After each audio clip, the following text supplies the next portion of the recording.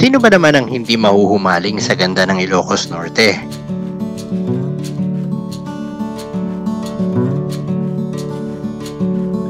Bukod sa mga tourist destinations, solid din ang mga food trip kaya ngayong araw ay muli nating babalikan ang lugar na to para mag-relax. Kaso lang, may hindi magandang nangyari. Ayun nga, nawala yung drone kahapon. Well, maganda man o hindi ay tutuloy pa rin natin ang trip to Ilocos Norte. Kaya click mo na ang subscribe button at samahan nyo ako dito sa Alternative Route.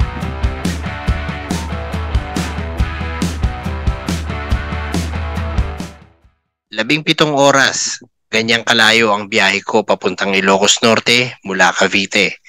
Pero ang storya ay dito na nagsimula.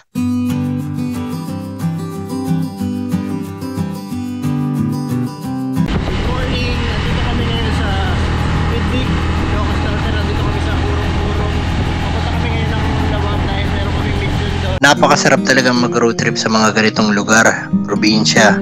Talagang ramdam mo na malayo ka sa syudad dahil sa presko ng hangin at amoy ng mga dahon sa paligid. Well, umpisa pa lang naman to. Marami pang mangyayari sa araw na to.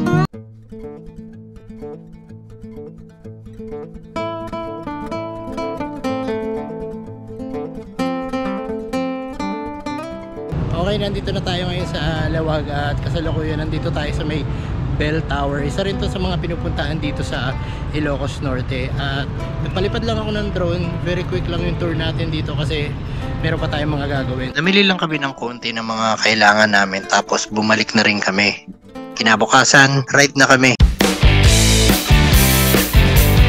Pagudpud ang destination namin at this time mag-overnight naman kami. Nasa mahigit 100 kilometers din at siguro aabutin ng mga 2 oras ang biyahe. Pero okay lang naman kasi napakasolid ng mga madadaanan mo dito kaya kahit wala ka pa sa destination mo ay talaga naman mabubusog ang mga mata mo sa mga makikita mo. Sobrang lamig din ng biyahe dahil madaling araw pa lang ay umalis na kami. At dahil nga malamig, naisip kong magkape muna at mag-almusal. Sakto namang papasok na kami ng Banggi kaya nag-decide na kami na dito na mag-stop over.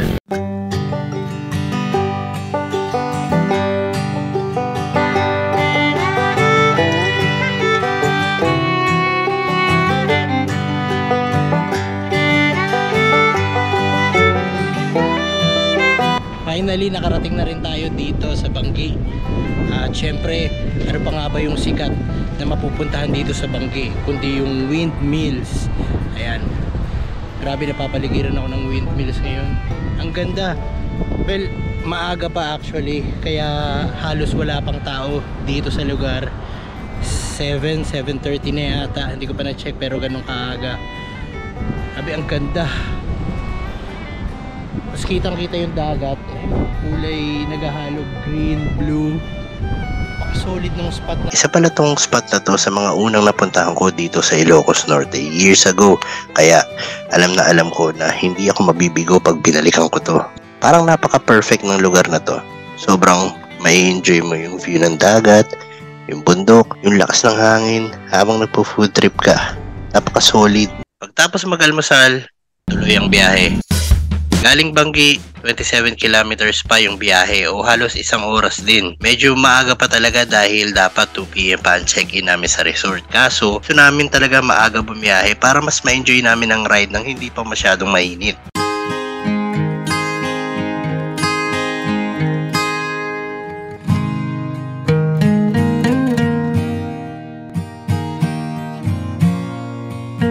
Few kilometers galing sa Arco ng Pagudpud ay narating na rin namin ang North Beach Camp.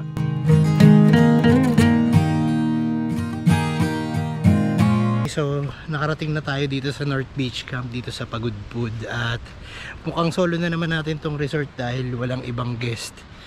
Kaya ang tahimik ngayon, so definitely mag-i-enjoy tayo.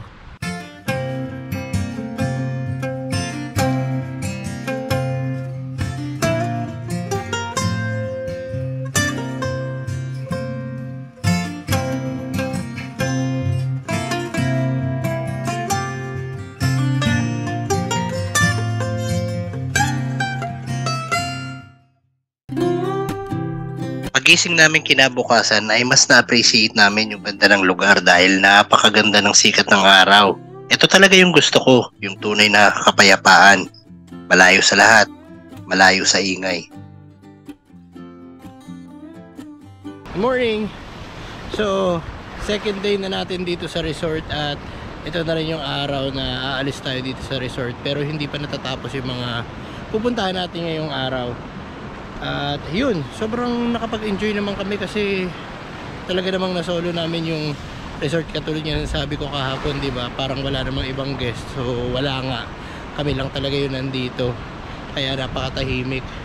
Sa katong lugar na kasi na to, parang liblib siya eh, parang nasa dulo na resort. Hindi ko lang alam kung hindi pa masyadong nadidiscover to o dahil weekdays ngayon. But anyway, sobrang na-enjoy namin yung pag-stay dito. At bago kami umalis dito, syempre papakita ko muna sa inyo kung saan kami nag-stay at kung ano yung mga makikita dito. Ang North Beach Camp ay isang glamping spot na matatagpuan sa Barangay Caparispisan, Pagudpud, Ilocos Norte.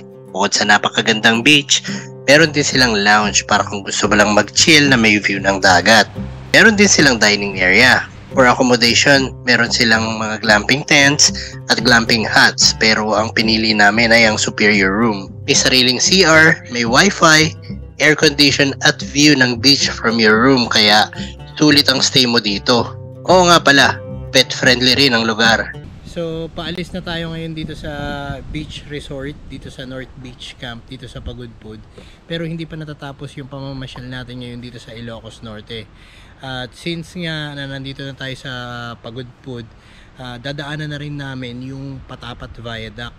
Alam ko na pinuntahan na rin natin to nung nakaraang vlog tayo dito sa Ilocos Norte, pero nung nakaraan kasi medyo makulimlim, so iniisip ko maganda yung panahon ngayon, parang maganda magpalipad ng drone ngayon.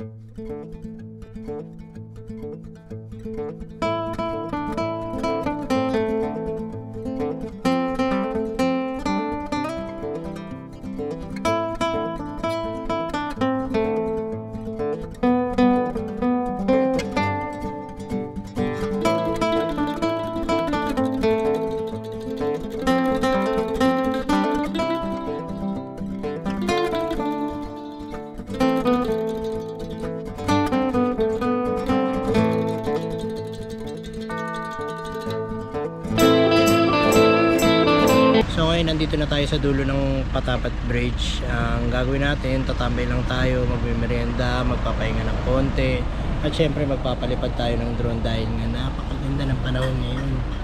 So ito na nga, pinalipad ko ang drone at sabi ko gusto ko manggaling siya sa bundok bago makita ang Patapat Bridge.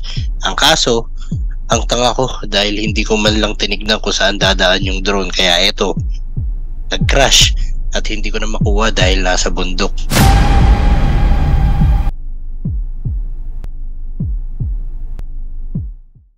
Sobrang natahimik ako, nawalan na ng gana, kaya hindi ko na natapos yung video. Ang dami pa naman sana naming dadaan ng kaso, kaya parang ayoko na. Tumigil na lang ako, umuwi na lang ng tahimik. Minsan talaga may mga bagay na mawawala sa'yo kahit anong ingat mo. Yung tipong hindi mo inaasahan. Sobrang nangihinayang lang dahil isa to sa mga pinaghirapan ko, pero naisip ko rin naman na bagay lang naman to. Kayang-kayang palitan. Well, tanggap ko na naman siya ngayon, kaya abangan nyo na lang ang susunod na istorya dito sa Alternative Route.